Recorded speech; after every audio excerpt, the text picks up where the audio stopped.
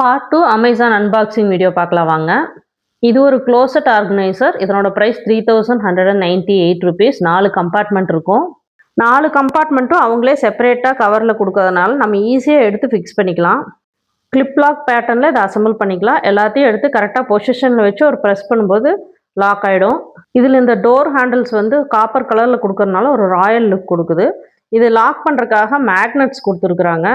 இது ஒரு movable product. இதை நம்ம எங்கே வேணால் மூவ் பண்ணிக்கிறதுக்காக இதுக்கு வீல்ஸும் கொடுத்துருக்காங்க.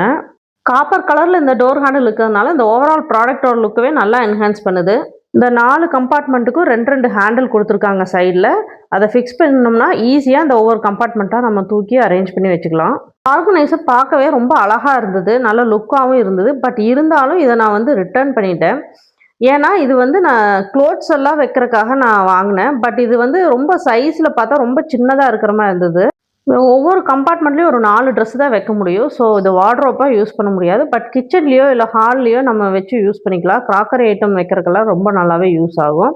நான் பெட்ரூமில் வச்சு பார்த்தேன், அழகாக தான் இருந்தது. பட் இது பெருசாக யூஸ் ஆகாதுங்கிறதுக்காக நான் ரிட்டர்ன் போட்டுட்டேன்.